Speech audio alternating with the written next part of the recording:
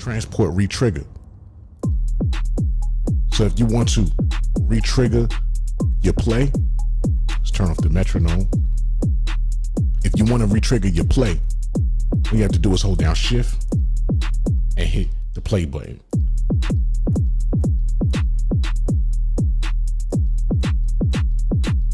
Quick key number 3, transport swipe. So when you're in session mode, you can trigger these clips here to do certain things. So if I want to stop it, all I have to do is swipe up or swipe down on the pad. I swipe an empty clip. This is how you trigger your clips. You hit the clips up here. These are all empty clips. So if I want to stop this clip or this scene, I can swipe down like that. If I want to start it again, I can swipe down on the loaded scene. If I want to stop it, swipe down on the empty scene like so. Let's say I want to adjust the volume of the kick. I'm going to hold the pad and I'm going to adjust the volume.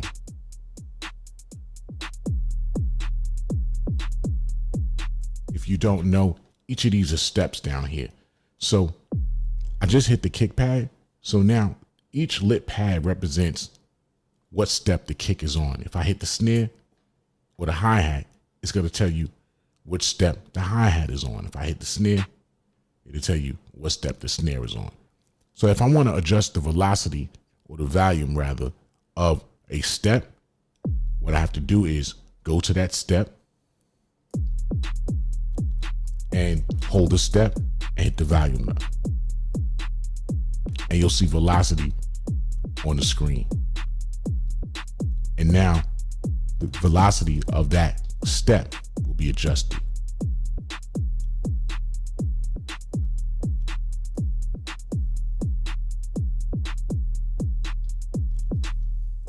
If I want to adjust the velocity of a track, same concept. I'm going to hold the track and I'm going to adjust the volume. So track 1 is the drum rack. So I'm going to hold the drum rack and I'm going to adjust the volume.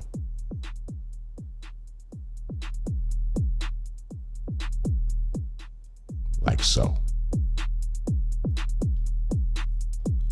Pad select step. Let's say you want to select a pad to enter onto the step. All you simply have to do is hit that pad and hit the step that you want that selected pad on. So I just selected all of these steps, and if I hit play, that sample is going to be on each of those steps. And if I want to clear those steps, I just simply clear them from the steps and I'm back to where I was. So if I want to do it in reverse and I want to select a step, then add the sample, what I do is select my step. I hold down the step and I hit the sample. Now the sample is on that step. I just want to add that you can only do that on the melodic tracks.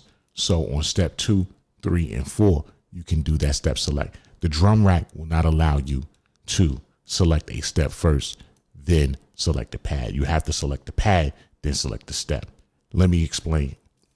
So here, if I was to select the step and I hold down that step and I hit this snare here, nothing's going to happen. But if I go to a melodic track and I select the step, let's select this step here, step 1. I'm going to hold it down and I'm going to hit the pad. It's there. So if I want to transpose a melodic note on the Ableton Move, this is how I would do it. I just placed the notes on the selected steps here. And if I want to transpose these notes,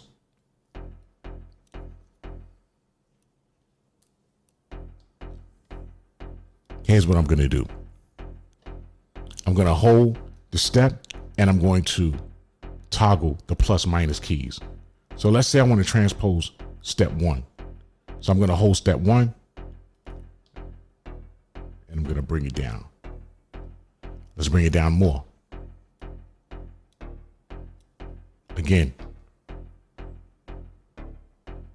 Let's bring it back up.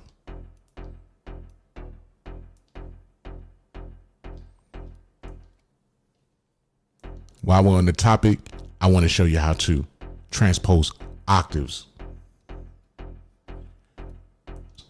I'll long press that same step. Again, I'm going to use step 1.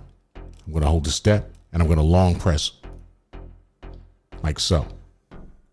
Now it just went down an octave. Let's bring it back the way it was. Now I'm going to transpose it an octave up. And that's the difference. Padding chords. If I want to create a chord using the steps, I will now hold a step and I will select multiple pads like so. And now when I play that bar, it'll play that chord. This is a chord stab, but you get the concept. You see these 3 keys lit. But again, as I showed you in the last step, if you want to make the notes longer, I'm going to hold that step. Let's make them longer. Using a note length.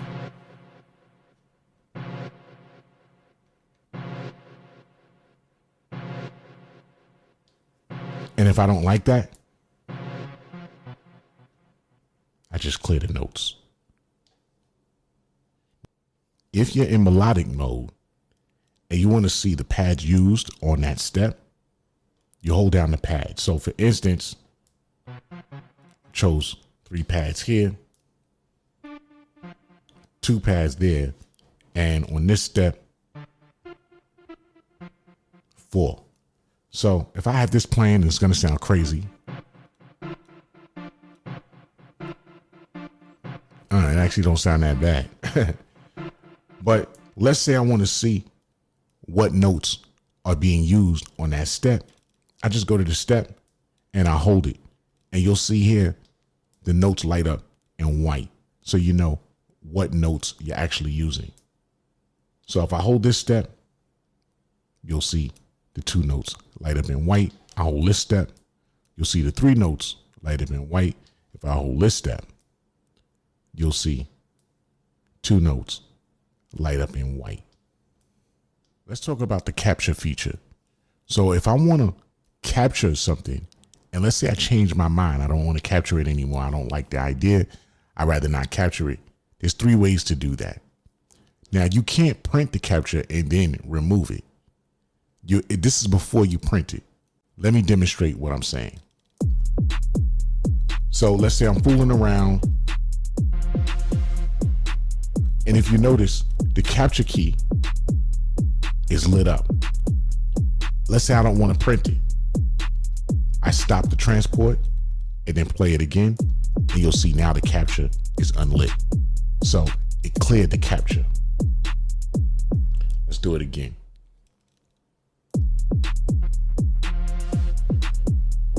Capture button is lit. I don't like that. I don't want to print it. I'm going to stop the transport and I'm going to start it again. And now the capture button is unlit. Another way to do that, let's do it again. Capture button is lit. I'm going to hold shift and you'll see in the screen it says capture input cleared. And you're ready to go again.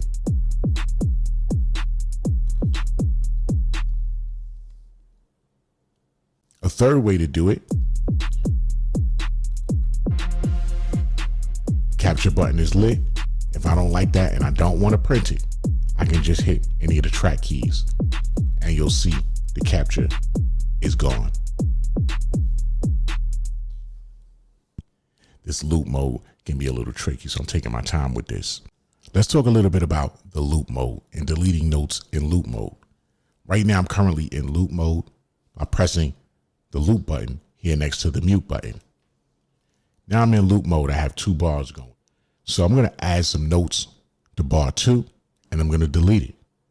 If you notice at the bottom, the steps have now turned into bars. Each of these steps that are blinking means there's an active bar. And you notice the 2 bars here. So this is bar 1. The second step is bar 2. Let's get into it.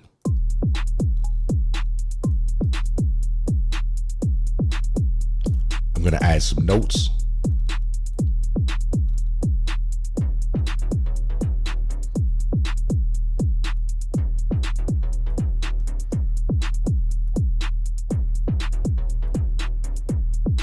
And let's say I don't really like those notes. I want to start over. So those notes are in bar 2. So I'm going to hold X and I'm going to hit bar 2. And if you notice on the screen, it says notes deleted. Simple as that. Let's go back and do it again. I'm going to hold X and delete the notes in bar 2. Very important feature. Let's talk about the loop toggle select. If I'm working on a sequence and I just want to work on bar 2, or I just want to work on bar 1, this is how you do it. Right now we have a simple 2-bar loop, just drums. I'm going to add something to bar 2.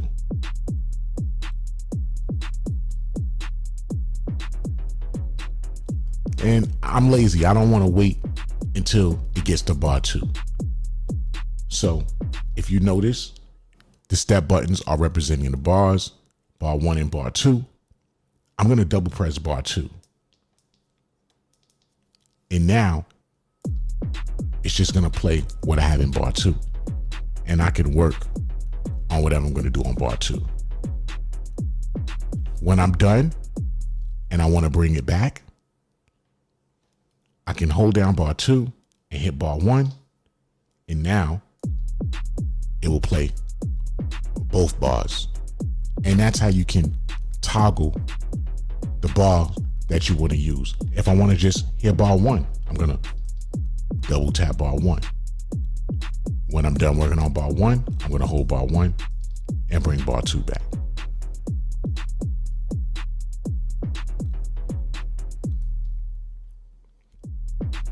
While we're on the topic, there's another way to do that.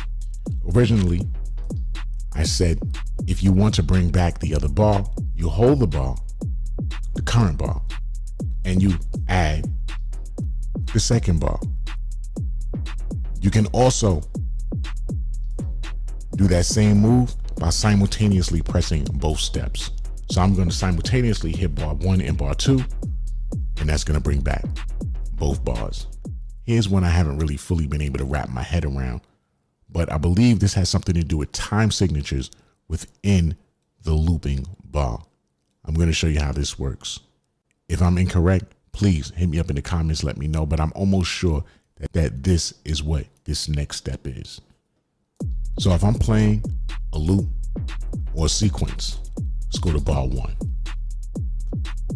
If I hold down Shift, you'll notice it says bar 1 plus 0, 16. As I add numbers, you'll notice that some of bar 2 is coming back in the loop. If I add more of bar 2 is going to play. But if you notice, it's like the time signature is a little off.